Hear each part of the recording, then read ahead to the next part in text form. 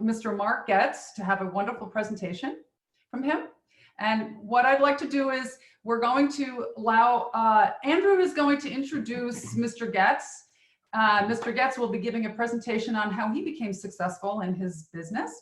And then we will have a question and answer time. However, if you have any questions along the way, please put them in the chat box. And then that way we can address them. You know, if you're just thinking about something, just put it in the chat box and then we can address it later on. So let's move ahead that way. Okay, Andrew, please take it away. Unmute. Can everybody hear me? We hear you. Awesome. All right. So good afternoon, everybody. Thank you for coming to this Zoom meeting. I know it's something to get used to. We're all having classes and everything online now. Today we're in for a special treat. We have Mark Goets here. Mr. Mark Goets holds a Bachelor's of Science in Business Management from Northern Kentucky University and a Bachelor's of Science in Electrical Technology from University of Cincinnati. He's been active in the electrical construction industry for the past 42 years. Mr. Goets is a master electrician licensed in multiple states. Mr. Goets is founder, president, and CEO of Edgewood Electric, Edgewood Universal Cabling, and Edgewood Green Technology Corp. The companies operate coast to coast, building a high-quality electrical installations for all industries. Edgewood Green Technologies help industries go green with waste management with a zero landfill entity. And give a round of applause virtually for Mr. Goets. Yeah. Company called W.W. Woolworth S.S. Kresge. Back in the day, they were a huge company. And they gave me a project to sell their chemicals around the nation. So I got a lot of information, like, you know, about chemicals, stuff, studied them, and I started selling Chicago, Atlanta, New York. And then my wife, she was having a baby. I got married and she was going to have a baby. So I had to come back to Cincinnati where I'm from. So I come back to Cincinnati and I started looking, okay, what can I do? I can't work for this company no more. So I came up with the idea that, you know, just get any job. I got a baby coming, just get anything. So I became a truck driver. So I got a college degree and here I am working a truck driver. But this shows you, you know, how things morph in your careers. And you start at the bottom, there's nothing wrong with doing that. So I started as a truck driver for this company and they moved me into the warehouse at 9 months. I wasn't making nothing, you know, $5 an hour. But they moved me into the warehouse and then they made me warehouse manager. Well, then I finally got to use my skills I learned in business management and I applied them. And they couldn't believe it because I would have all the inventory up on, this before computers. And I would put all the warehouse parts and everything. I had them on boards, all, you know, scheduled out. And they really liked what I'd done. So they moved me up to purchasing agent. Then I learned how to purchase, so how to buy. So it's a time where, you know, you can't, you know, you don't want to ever refuse the opportunities, even though you might not want to be a purchasing agent. You know, you don't want to refuse those opportunities. So from that point on, I became purchasing agent, and that really taught me a lot because now I knew numbers, I knew prices, I knew costs, and then I was buying. And then after about 3 years of that, I had that sales background, which I had from that insurance company and the chemical company I'd worked for, who I was trained by these, you know, double diamond guys. And basically you couldn't refuse me if I came into your office. Anything you would say, I'd had a rebuttal for. So, you know, I would go, and that's what I said, okay, I'm gonna use my sales techniques. So I went out and I sold a big project for our company. I wasn't supposed to be doing that, but I did.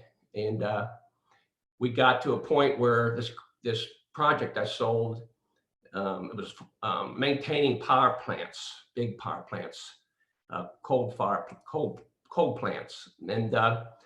And we made so much money that, and and the company was doing so good that everything was going great, but then they went on strike.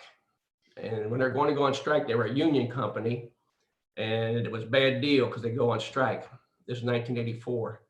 So as they went on strike, I decided, at this time, now's the time for me, because I had all this knowledge. I learned from the ground up. I learned all the basics, how to drive a truck, how to ship it, how to manage it, how to purchase it, how to actually run projects. And then I started my own company. I said, I'm not going to, cross these picket lines. I'm going to go ahead and just call quits and go ahead and start my own company. So that's when I started Edgewood Electric in 1984. And we started out on my garage.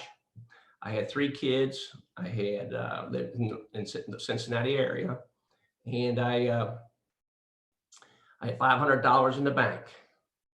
That's all I had. And just shows you where you can go. So for my $500, I went out and I started selling little electric jobs. I'll do this for you. I don't care what it is. I'll put a light bulb in for you. Do whatever it takes, And I started growing and growing. Well, then, because of my salesmanship and the business management I had in college, I then went over to Procter & Gamble in Cincinnati and sold Procter & Gamble. That's what got Edgewood Electric off to a great start. It moved us up into another level where I needed like 50 men to do these projects. So I was hustling, hiring. I came up with some brilliant ideas I told Procter & Gamble that, hey, I had the money. I said, but if you pay me on a Friday, this Friday, I hit 50 guys at, $10 an hour back in them days is still a lot of money, $5,000 a week. And so I didn't hit $5,000 a week. So I said, if you give me a 1% discount, I'll give you a 1% discount on that bill if you pay me on every Friday. And they said, yes, they snapped it up.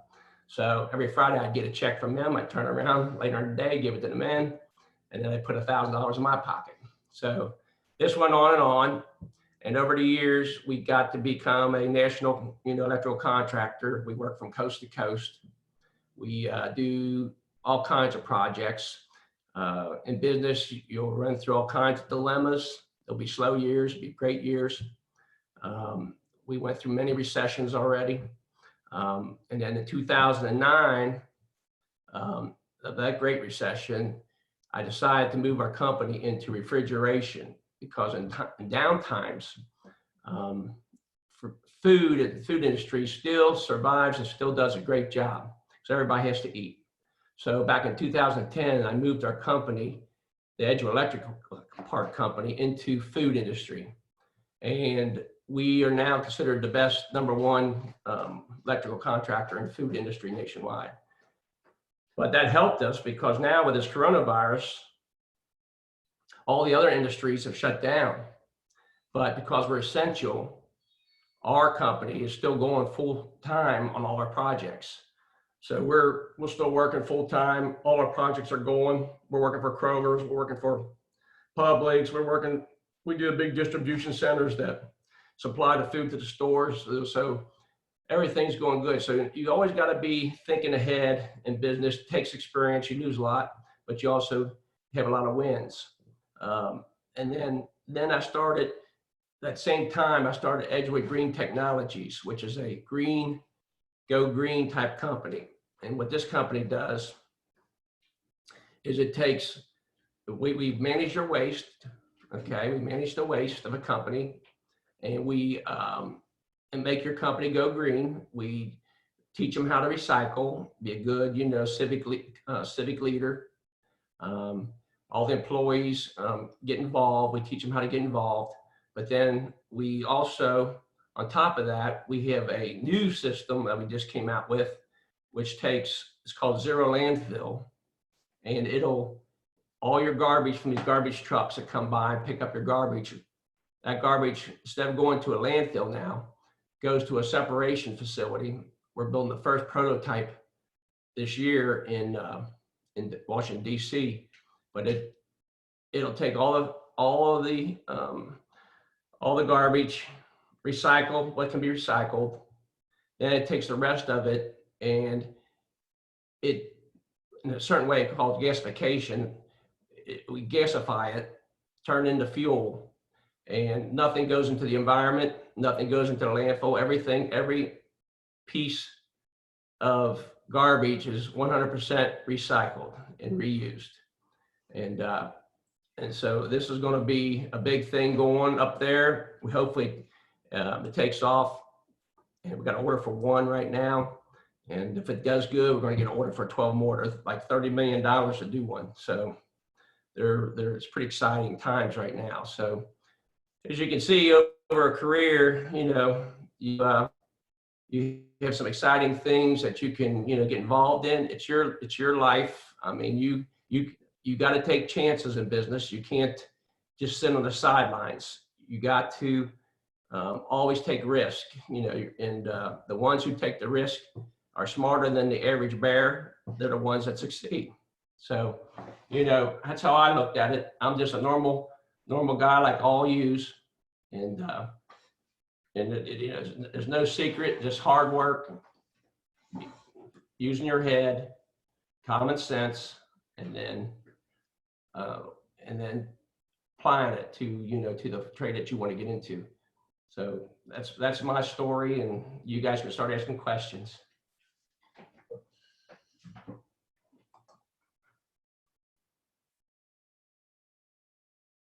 So you can unmute yourself to ask a question, Andrew, Jacob.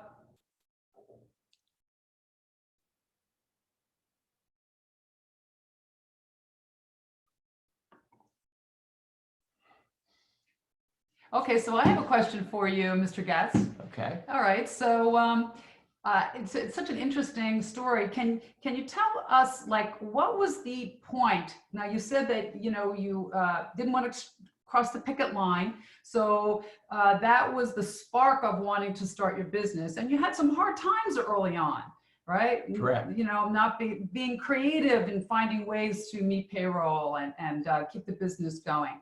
So what was the point where you felt like, oh, I really feel like I'm making it now? Well, it was about 3 years into my company, and my accountant came to me and he said, "We have never given you a bonus, Mark, and you've been working all these hours, and now you got your own facility. You're not in your garage no more, and you haven't made no money. You've been pounding it back into the company and nothing for yourself." He said, "But here I want to do. I want to give you a check. I'm gonna give you a bonus." This is my accountant, even though it's my money, but I'm gonna give you a bonus. It was like for $200,000, and I about died. So $200,000, that was great. And so I took that bonus, and then but one thing about it, when you take a bonus, I learned, it was a learning lesson. I was only 30 years old. But the learning lesson is out of that bonus, 200,000, you'll find out taxes are involved. And out of that $200,000, I only got 88,000, because back in those times, taxes were very high. And so federal was like 40%, state was 14%, city was 2%. So I only got 44% out of the 100% of the money that came to me. So that's a learning lesson. You're going to learn in the real world. You're going to have bills. You're going to have to pay taxes. And so from then on, I never took a big bonus. I just kept the money in the company and investing it and going a lot of different directions with that money. That's great. So did you also draw a salary for yourself during the time? Yes. I always had a salary because I had 3 children. So, but I never took more than what the average electrician took. So my top electrician at those days probably made $20 an hour, and that's what I took as my salary. So I didn't, and I just take the money each week and plow it back into the company, buy a new tool, buy a new truck, buy a new piece of equipment, make our jobs more efficient, get better. And so that's what I did for many years. And then the company grew. So can you tell us what was the actual secret for your growth? Mostly the secret for the growth was keying in on customers who could give us work. not wasting a lot of time on customers who require a lot of work, a lot of patience, a lot of, they were very needy, but we went more for the bigger companies that could give us a lot of work at one time, and then keyed on those companies. We would sort them out. We would make a list, and then we would say, okay, we prioritize them. And then we would take the top 10 and we would just hit on those top 10. And we would use our skills that we learned in sales. We learned our skills how to sell, and you got to talk to the person and with their personality. There's one learning lesson is basics is when I was talking to your teacher about the other day, is that when you go in to meet somebody and you get out of school here, you're going to get in all different trades. You might get into sales, or you might own your own business. You want to sell. And when you go into somebody first time, you walk in. I always would go in. I'd look on their walls, and I would look and see what was on their wall. Is there a golf club hanging there, or is there fish? And right then I'd say, you like to fish, or you like to play golf, and break the ice. I wouldn't talk about business first. I talk about their hobbies and what they like. Then I broke the ice, and they would come and talk to me. I let them talk. Then I would just sit back and listen. It might go an hour, or they might be talking, and then you got them, and then they're gonna buy it from you. So that's basic 101 sales tip to give you when you get out in the real world. So what you're saying, like a lot of it has to do with building rapport with your customer or your potential customer, and then finding what's important to them, and then elaborating and letting them talk about it so that you can engage with them. And then they build trust with you by that exercise. That's correct. And then did you ever go fishing or play golf with them? Oh yeah, that's a big part of, Now, a company of my size, we're considered about a medium-sized corporation. The big corporations, a lot of this kind of a selling doesn't occur that much, only maybe with the presidents and CEOs and that with the other CEOs, but and it probably still occurs. They're taking people out. They call it whining and dining, and you got to do that. You got to get. The only way you make a sale, usually 99% of the time, is that person has to like you. That person has to feel comfortable with you, and that person knows you have good ethics, and you're a good person, and you project that, and that you would never cheat him, and that you'd always be fair to him. And when he knows that that's how you're going to be, he will give you all his work. He'll give you the order. So that's the most important thing to learn, is just always be honest, have good ethics, and then get on their side and make them feel comfortable with you, and go out and take them out and do some things with them. Take them to if you know that they like, oh, I don't like that other stuff. I just like to go to plays, or I like to go to ball games. That's just take them to a ball game. So, and that's how you get it, and then that's how you get your orders. So you needed some social time with them outside of the office. Right, and that's a big drain, because on top of your work and all your work, you also got to put the time in to do that too. So, you're putting in 80 hours a week. But a lot of that time's fun too. That ain't all work.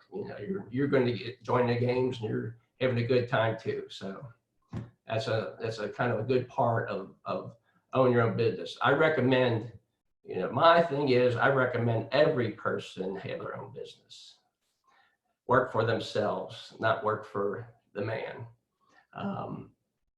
It's a great life.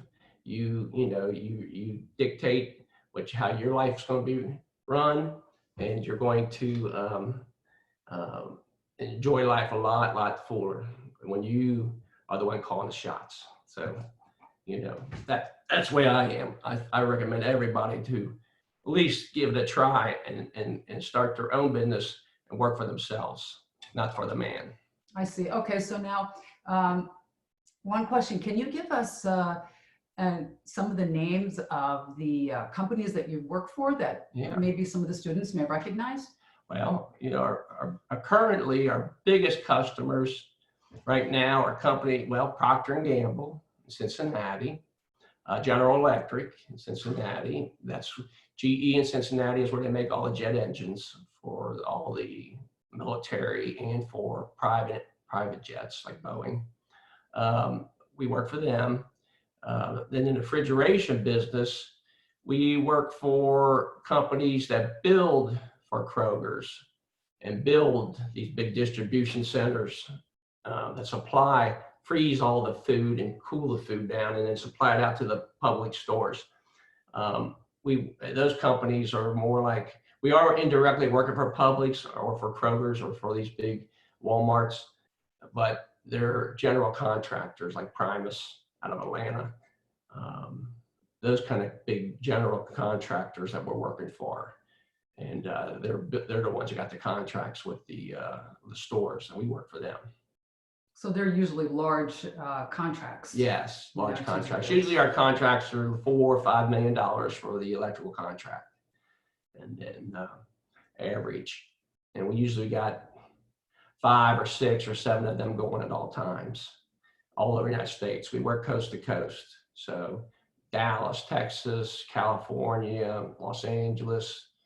Right now, our current projects are Missouri, Kansas City, Case Farm, which is a neat place. We're building a new distribution center in Case Farms, and it's right in the middle of Amish country. So, it's like going back 200 years. So we really, you get to see the world, and you get to see, the whole United States when you work for a company like ours.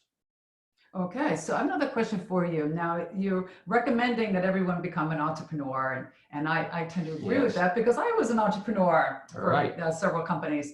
But what is your recipe for keeping employees? First off, you got to have a great working environment. You can't put a person into a closet and have a candle in there. You got to have a nice atmosphere from the work. So we have a great atmosphere. So over the years, we always had first class facilities, even though except when I worked in my garage. Then as soon as I got in my garage, I went and got a nice Class A office, and then had the people work there. So you have to create a great working environment for the people that are working there. Secondly, we do a lot of benefits for the employees, and then for our top employees, or top, say 20%, we have a thing I call it golden handcuffs, which is we give the employee a certain amount of money every year that goes into a certain fund that is his when he turns 65. But if he leaves the company, that money goes back into the company. But every year I might be putting maybe $20,000 into this fund for him. And then by the time he's 65, that money with interest is built up. So after 10 years, they get so much money built up into this golden handcuff fund that for them to leave our company, they're going to give up $300,000, $400,000, $500,000 to leave. And they don't want to do that. So, because it's going to end up being millions for them, $1 million, $2 million for them at 65. And then that money's would not be 100% vested until they're 65? No, they vest in about 10 years prior to that. And then it goes in 10% increments, like at 55, they didn't get 10%. They quit. They go start something else. And 56, it'd be 80% until they're 100% vested at 65. So if they left at 64, they would get 90% of what the money I got in that fund. At 65, they get it all, and then they can do what they want with it. Well, that's a marvelous and very creative idea to keep people at the company because they don't want to give up when they know that there's more money there and they like their work.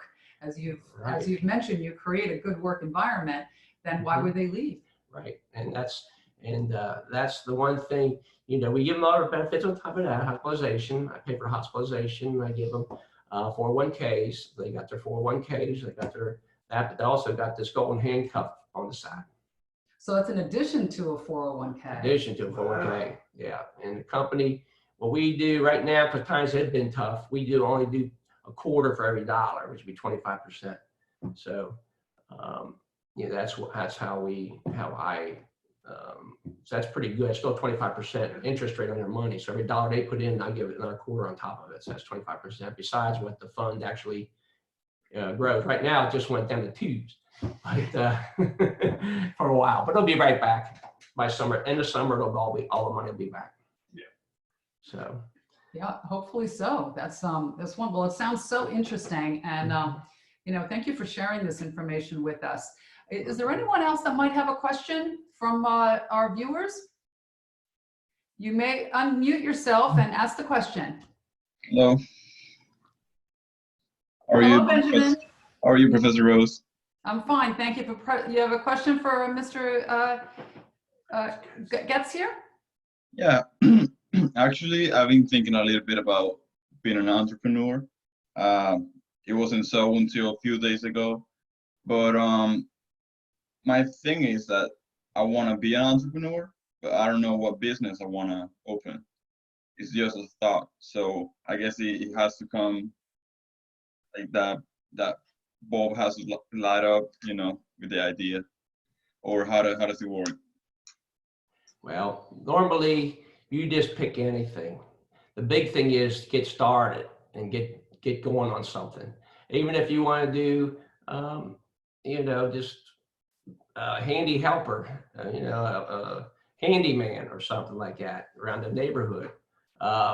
Anything like that, just to get started and learn what it takes to operate a business. And you'll, as you grow, you get into meet like me. You get more sophisticated as years go on. You're going to have. We do cost analysis, cost projections, cash flow analysis. So all the things that you're studying right now in class, and business statistics, and all that stuff, we use every month, and for all of our forecasting, sales forecasts, cash flow forecasts, everything that you're learning right now, we do. And there's nothing wrong with becoming a CPA accountant, working for a company, because that's a very rewarding job too. But someday, a lot of my buddies did that, and now they're their own CPAs, and they've got their own firms. Because once you got to start somewhere, and you got to learn the ropes. And start at the bottom is not bad, because the most successful people in the world sometimes start at the bottom and build themselves up. Okay, but just get out there and do something that you would like to do. If you like computers, maybe you recondition computers and sell them, or buy old ones and fix them up and sell them out new. So anything. That's great advice. Did you have another question there, Benjamin? I think so. Thank you for your response. Yes, thank you. Jacob or Andrew, any questions?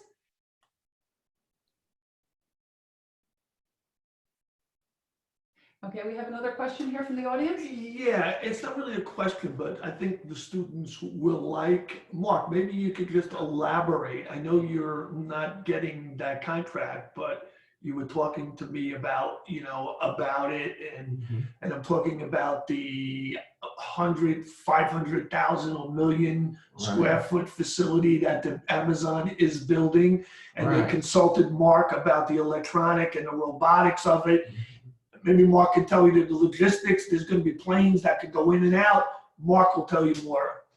Okay, that's just one of our projects. It's kind of an interesting project. Amazon, of course, everybody I think here knows about Amazon, and Amazon is building their hub in Cincinnati. We do Amazon distribution facilities now. They're all robotic. So what you see, you can go online on YouTube and look at one of their facilities. Robots going everywhere, on the floor, under your ground. You got to watch where you're going. Your little squares and triangles and everything, going up, grabbing boxes and moving them out, moving them here. We wire that all up. We computerize it. We do all the wiring, hook it all up for them, and then turn it on, and then test it out, make sure it's all running properly. But we don't do the programming. That's another company's in there with us the whole time too. But this place is the same kind of a place, except it's on a mega scale. This is the biggest facility ever built, and for air freight. So this is going to be 3 million square feet. Now think about 3 million square feet. That's for 75 acres of land, I think that is, under roof. So, you know, it's like 100 football fields under roof, and it's 65 feet high, and they can take a jumbo jet, and they're going to be able to bring 27 of them into this facility at one time in the middle of winter. The robots, all those things, load them, unload them, and back out onto the runways and out of Cincinnati to up to the world with no freight out on the tarmac or outside the facility getting wet, working in bad weather conditions. They bring the jets now on one side, unload them, load them, and then out the other side, they're on the runway and they're gone. So it's a really high-tech facility, costing billions and billions of dollars, but that's one project we're working on right now. But my most exciting one, though, is that one, the garbage one. That's my most exciting one, where we can take all the waste and turn it into nothing goes back in the environment. Everything is completely consumed and nothing goes into the landfill. And I'm real excited about that one. It's my pet project, and I think hopefully it'll go for me next year. Maybe I'll talk to you again. We'll see how it goes. Yeah, that sounds really fabulous. It's something you can really leave a legacy about, really making a huge difference in sustainability and a green processes. So I'm really excited about that. Yeah, maybe I'll give your teacher, Anita here, I got a prospectus on that. They can read about it. They can see what it's going to do. Great. It's called a gasification plant. So I think the students would love that. That would be fantastic. Yeah. And plus, they're also learning about how to be more sustainable and green. Right. And it's wonderful that you're doing this and taking it to this level. Yeah. So it's all part of having fun and being in business and using your college degree to get out there and hustle. Thank you so much. And then you said you have 2 bachelor's degrees. Yeah. So so you went through school and then you learned quite a bit from school. Well, I went full time for NKU as a 17-year-old, and then got that done by the time I was 20. And then I went out there in the workforce, but then I had to go to night school, which was an 8-year process with family. And I would get, work all day, come home, eat dinner with the kids, and then I'd get my books out, and back then there's no computers, drive over to University of Cincinnati, up in Clifton, up on the hill, big university, 38,000 students, and have to fight all that till 10 o'clock at night, and then come back home, get to bed, get up in the morning, work, 7 o'clock. So, you got to do it. If you want to succeed, you got to put the time in, and you got to hustle and work hard. And I got my degree after 8 years of doing that. So, in electrical.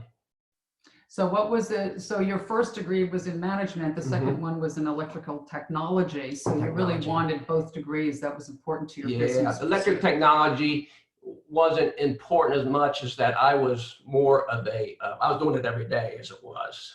I'm learning on the job, I'm building. It just gave me just the ability to tell people, hey, I got a degree in this, and it gave me more, what do you want to say? How do you want to say it? More credibility, right? More credibility. And so it's a stamp of approval that you know what you're talking about. Right? Yeah. So it's important. So yes, it's not just a piece of paper. There's the knowledge that comes behind it, and it does have some panache there. That's right. And so college is important. They'll be super important for the future.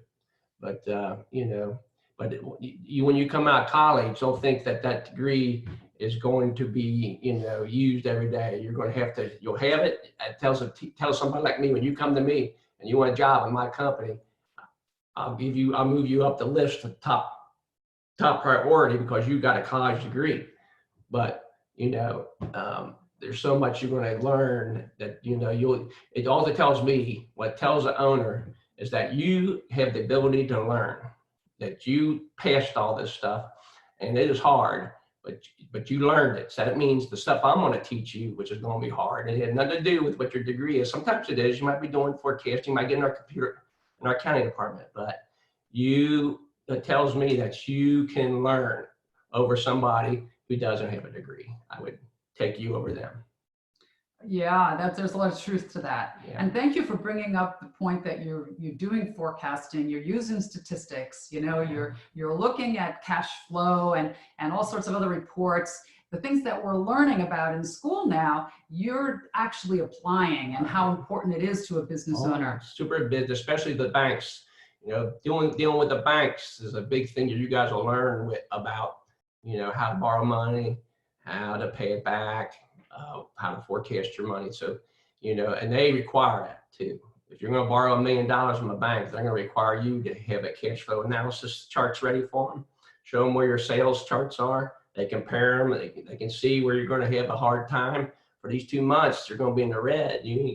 Cash is not coming in. So you got to take your cash and move it around. So it teaches you how to move your cash around and make sure that you can have get through those, tough times.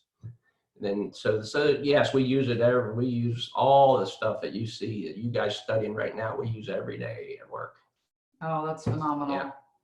All right. Are there any other questions, or at the end of our time now? Does anyone else have another question? Yeah. Let me go ahead and ask something that I've heard before. I want to hear your opinion on it. That it takes money to make money. What's your thought on that? Thank you. Okay. Takes money to make money. That's some truth to that too, because to expand your business net, you have to go out and borrow, and that's part of business. Learning how to borrow in order to expand your business, create new opportunities. Sometimes they work, sometimes they don't, but